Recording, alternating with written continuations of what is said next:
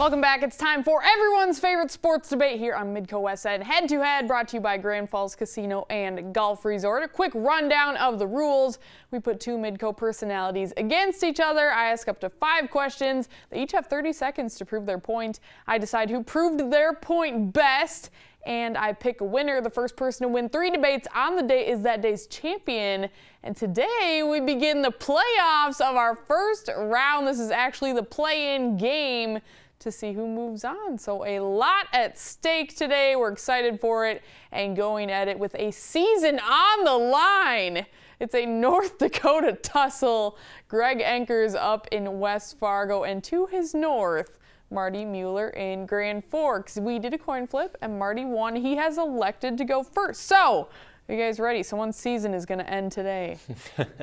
Let's do it. Let's do this. Okay, question number 1 for Marty. With all the head coach firings popping up, do you feel that coaches are getting fired too early in their tenure? Yeah, absolutely. It's just the grass isn't always greener on the other side. One example has got to be David Fidsdale, who was just fired from Memphis. He led his team to the playoffs last year. He has a 50-51 record overall. In the West, that is pretty ridiculous in the NBA. These teams need to trust in these guys to lead them if it's a turnaround they need or just to improve their play overall. They got to trust them in the organization, too, that they can rebuild through the draft or through recruiting. If you're a college coach, I just think they have to trust these guys that they hired a lot more. All right, Greg. I'm going to make it a little difficult on you, Kelly, unfortunately, because I do agree with Marty that I do think coaches get fired too early and too often, and especially at the collegiate level, I think things have kind of gotten a hand. The boosters, I know how important that they are, but I think they have a little bit too much control over the coaching decisions that are supposed to be made by athletic directors and other administrators.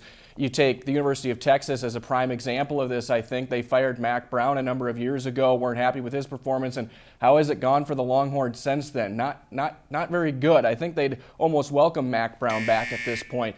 So yeah, I think coaches should get probably a 5-year window, I think would be more apt. Ooh. You know, I'm going with Marty on this one. Great arguments, guys. Pretty much the same point, but a 5-year window, I think that's a little extensive. I'll go the 3 to 4 year. But. Well, I think at the collegiate level, especially, is where I was going with that. Just to clarify, I think if you give a coach 1 year grace period to kind of clean house, and then you give them 4 years to truly get a class from freshmen to seniors, then I think you can truly evaluate a coach's full abilities. But Marty, congrats on the victory. Ooh, no, Greg, you're winning that one after with the clarification. A dramatic turn of events. All right, well, Greg, you're up 1-0. Okay, question number 2. The Minnesota Wild currently sit at 11-10-3. Are you surprised with their start to the season? No, I'm not surprised, actually. I think given the injuries that they've had to deal with, Zach Parise hasn't even been on the ice, Charlie Coyle's been hurt, and if you look at where this team was exactly a year ago, they had exactly 11 wins to their credit at this point of the season. So I think that they're sitting in a very difficult division. I think where they have gotten hasn't been all that surprising. They're only 2 points out of a wild card spot, out of the top wild card spot, only 1 point back of the second wild card spot. So it's not as doom and gloom as it may appear. I know a lot of fans had higher hopes at the beginning of the season, but the Wild have pushed through this before. All right, Marty. Well, we're going to keep making it hard on you.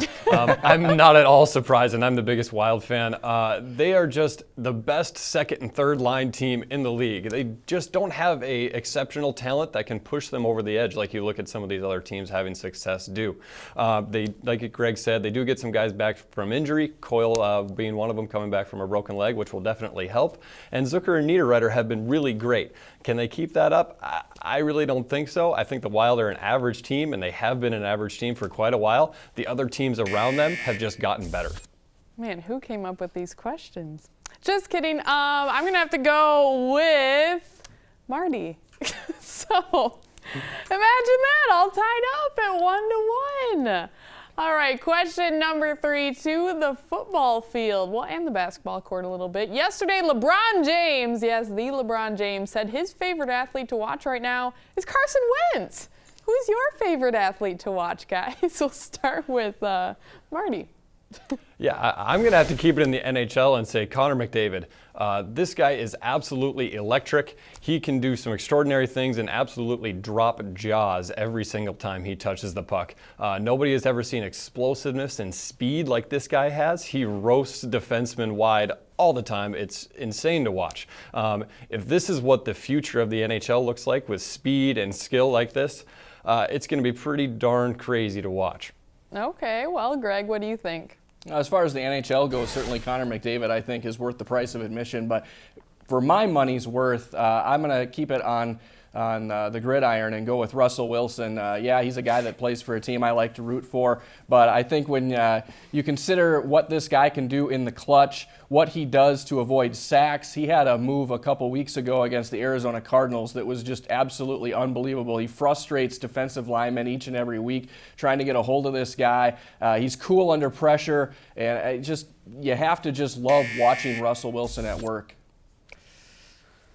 Oh, I'm going with Russ on that one. University of Wisconsin alum.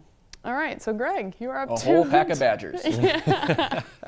You are up 2-1. Question number 4, hockey. North Dakota gets booted out of the top 5 in the rankings this week. Is there anyone in the top 5 whom UND should be ahead of? I think UND is actually slated in a pretty fair position right now at 6, dropping a couple spots after they lost and tied to Union this past weekend. I look at the teams that are above them. Cornell, Notre Dame, Clarkson, St. Cloud State, and Denver. I don't think North Dakota at this stage of the season is better than those teams right now. And when you look at the pairwise, North Dakota is all the way down at 11 right now, and all the teams that are ahead of them in the poll are well ahead of them in the pairwise. So I think evaluating where North Dakota is at right now, I think it's very fair that they're number 6 in the country at this point. Okay, Marty. Well, unfortunately, he's right, and it's spot on to be at 6th. And 6th is not the end of the world in the USHO. That's completely fine. And like you said, it's about the pairwise. They're 11th, but they have a lot of opportunity to make up ground. They're obviously still in the tournament right now, and that's completely fine. But when you play the NCHC slate of schedule that they do, I think you can make up a lot of ground in the pairwise very quickly. You can lose a lot of ground too, but UND has always been a second half team, and approaching the break here, I think they can regroup and come back even stronger. All right, I love the positivity out of Marty, so we're going with that. Everyone agrees on just about every question here. It's like a big old group hug for Great minds think alike. That's right. That's there, right. that's it. Okay, question number 5. All the marbles and someone's season is about to end. So, which FCS team will make it the farthest in this year's playoffs? Well, I said it last week, and I'll say it again. It's going to be Northern Iowa. They completely destroyed their opponent last weekend. It wasn't even close. And now they play a Jackrabbits team that they've already beat in Brookings once this year. I think they can take care of business there. After that, the road gets a little harder. You play a Central Arkansas team that's been pretty darn good this year at 10-1. But if they can win there, they already played well in Fargo once this year if they run into the Bison again. And it's been proven that the Bison can finally lose in Fargo during the playoffs. So UNI has a pretty decent road to the final. Greg's taking money out of his wallet. Okay, great answer, Marty. Greg, what do you got? I've got an Andrew Jackson here for Marty if Northern Iowa does indeed go further than the team I'm going to say. And I realize this is maybe a little bit chalk, but come on. James Madison is a team that is built to repeat as the FCS national champion. I don't think there's any question in my mind that they are going to be the team to advance to Frisco out of this side of the bracket. They're going to trounce Stony Brook this week. Southern Utah, Weber State, they're going to have to make the trip to Virginia. So I think that plays into James Madison's favor. When you look at their defense, their quarterback play, this team is strong. They are built, and they've proven that they can win again. And again, I'll put 20 on the line. James Madison will go further than Northern Iowa. Chalk is no fun. It's like picking Duke to win the national championship every year in the basketball. That's no fun at all. Hey, they have a tough test this weekend against the Yotes. It's about being smart, not just trying to be too cute either. Oh, man, I'm going with Greg and JMU. Sorry to your Northern Iowa Panthers right now. But, yeah, they're a good team, but James Madison is looking tough. All right, so Greg anchors. Your season survives, and Marty, for now, you're done. All right, thanks for playing, guys. If you have any topics or questions you'd like debated, join the conversation. Let us know. You can tweet them at me. That's at StuartMidcoSN. Or to our network account at MidcoSN. We would always love to hear from you guys. And coming up after the break, a quick look at our live broadcast schedule for the week. Stay right here.